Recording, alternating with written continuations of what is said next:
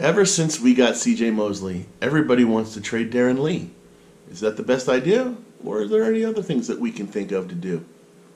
Let's check it out.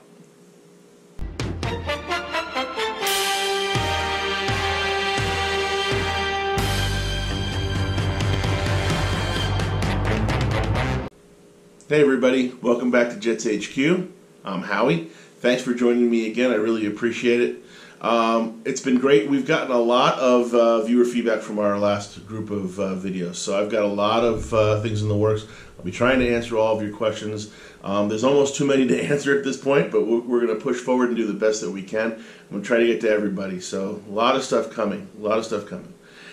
Today's question came from a viewer, and he asked about whether or not we should discuss the possible trade of Darron Lee.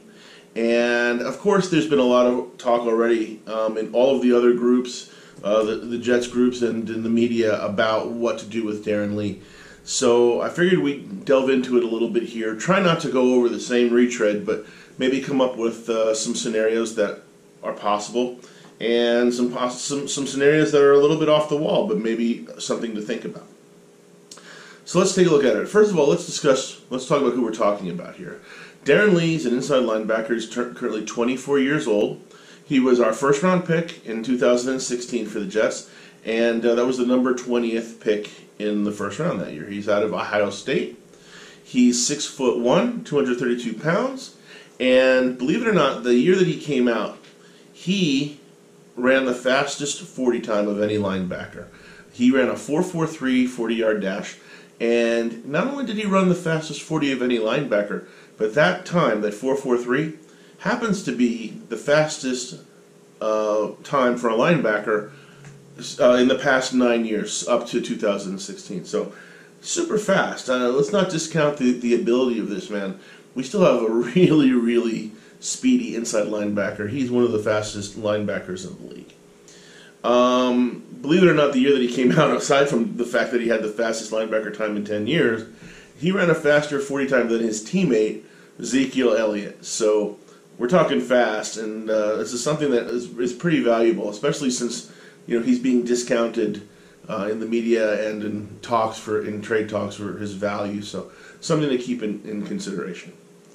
The contract that he signed was a 4-year, $10.22 million contract. He was given a $5.63 million signing bonus, and they guaranteed $7.92 million of the contract. So currently, right now, he's owed for 2019 just under $1.8 million, and I think it's $1.4 million. And it's a very inexpensive card to keep for the Jets right now. So it's also very tradable. Teams that don't have a lot of money can fill a very good inside linebacker hole for not a lot of cost. So it was something that Mike McCagnon made very clear during the pro days and during the combine, and it doesn't seem like anybody's biting just yet, but that might change come draft time. We do have CJ Mosley, and we do have Avery Williamson, so the inside linebacking looks solid. It looks like that Lee won't be a starter anymore. He did start from 2017 and 2018. In 2016, when he came in, he backed up David Harris and learned from one of the best, so he did get some pretty good tutelage. Now, I know that people feel like we haven't gotten a lot out of him in 2017, 2018. Of course, his 4-game drug suspension has not helped his reputation and what his output has been on the field. However, I think his best days are still well ahead of him. He's still getting better. He's nowhere near his prime, his peak. So that's something to also take into consideration. I think that as we move towards the draft, his value might go up. As teams see what's available for inside linebacker, what they think they're going to get in the draft, or what they see is falling out during the draft, I think that Lee's value will go up. Currently, right now, he's not being rated as anything more than a 5th-round pick in trade, and that's just not enough for the Jets to take a trade. I'd rather keep him as a very, very solid backup and a little bit of depth, costing us only $1.8 million, than get a 5th-round pick and not even know if the 5th-round pick is going to pan out. Now, if we got more of a 3rd or a 2nd, that would be different, but we're not getting that for Darron Lee. So unless we accept a 4th-round pick, I think that we're going to be holding on to Darron Lee for the foreseeable future, unless something happens on draft day where a team misses out on the linebacker that they're looking for in the draft, and they suddenly come up and make an offer to the Jets. That may or may not happen. It happens all the time during the draft, but it's just a wait and see kind of thing for that. So his value might rise during the draft, and we'll see. But I really don't see it getting beyond a third if a team is getting really, really excited. So remember that we're only looking at most a third round pick for him in the draft, and that's a very fluid situation. A fourth or a fifth, either before or after the draft. There is one thing that people haven't taken into consideration that might be a possibility here if the Jets really, really, really want to make a deal and get rid of, not get rid of depth, but use that depth to trade for a better draft choice or more draft picks. In this case, we can consider trading Avery Williams. Now, I like Avery Williams. I don't want to trade for him or trade him away, but it is a possibility. It's one of the scenarios we need to look at. Jets could get a little bit more for him and keep Darron Lee in that starting role. Now, Avery Williamson is a little bit older. He's 27 years old.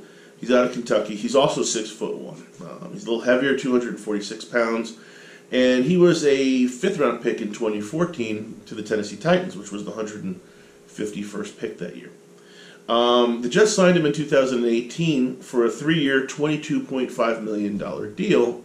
And we gave him $16 million guaranteed, and there was a $6 million signing bonus.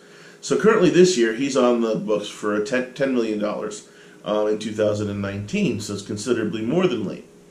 And he's an $8 million hit to the cap, so where Lee would be a $3.2 million hit to the cap. So if we wanted to trade and get a second-round pick, I think we could get a second or third-round pick for Avery Williamson and keep our salary cap down a little bit and get a little bit more back. Now, I'm not thinking that I'd want to make that trade. I'd rather have Avery Williamson. I really would. But if the Jets are looking to stretch that depth into a new pick and maybe come up to where we get a pick, maybe pick up a center in the second round, I'd be for that too, because damn, do we need a center. So I would be interested in something like that if the price is right. So the teams that we're looking at that really need linebackers, there's not a whole lot. I mean, believe it or not, a lot of teams are pretty set at linebacker. There's about five that I think I've identified. Not every one of them is going to pan out for a deal with us. So the first team that needs a linebacker is the New York Giants. Well, fuck them. They're not going to deal with us, so don't worry about it. They could have needs in every position. The Giants don't deal with us, so I wouldn't worry about setting up a scenario in which we make a trade with the Giants. The Baltimore Ravens, they could use an inside linebacker. We just stole C.J. Mosley from them, so they've got a gaping hole there. They'll probably fill it in the draft, but they may be too mad at us for taking their player to make a deal, or it may make them look bad coming to us to fill the gap that was left by their own free agent that we signed. So that might not be a possibility, but there's a need there. The Bengals have a need. They always have a need. They're right now on my board. I have them taking Devin White in the draft, so that would fill that linebacker needs. They probably would want to wait till the draft to see what they get in the first round before they made any outrageous deals for linebacker. So that may or may not pan out there. And then we're looking at the two teams that I think the Jets really do have a chance to make a deal with. The Lions, they need an inside linebacker, so their pick is a little bit is an 8th pick in the order of draft each round. So it's a good looking pick, especially the second, third, top of the draft order there. So it might be something that the Jets would look into dealing with Matt Patricia. He'd like to fill his holes on his in linebacker, and also in the Broncos. The Broncos also need linebacking help, inside linebacking help. So they're a pick at number 10. So also they're the top half of the draft for each round. So it might be something that the Jets would look at in dealing with them as well. So there's some possibilities out there. Just food for thought. A lot of people have talked about the Darron Lee idea and trading Darron Lee. Nobody's really looking at the other side of the coin with Avery Williamson. just put it in your head. Just maybe think about, outside the box a little bit for the Jets there. So anyway, I hope we do fill our needs. Darron Lee, I would not undersell him. I would not trade him for nothing.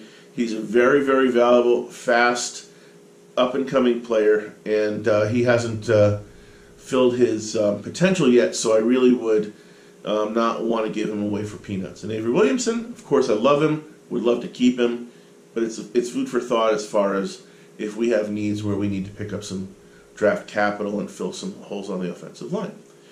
Anyway, that's what I've got for today, guys. I hope you like this. I hope that I'm not talking crazy to you. Give me a comment. Let me know what you think. Either way, good or bad, I'd love to hear from you. I really do appreciate the feedback from everybody. If you like this video, please hit the like button. If you like the channel, if you like all the videos, hit the subscribe. Ring the bell for notifications so that every time we drop a video, you guys know it's out there. And please go ahead and share all of this so that the word gets out. Remember, we'll be doing live streaming for the first round of the draft, so I'll be with you, talking you through it and having a little chat with everybody about what's going on with the Jets in the first round. I'm looking forward to that. I hope to see you all there. And until then, thank you guys very much. Let's go Jets!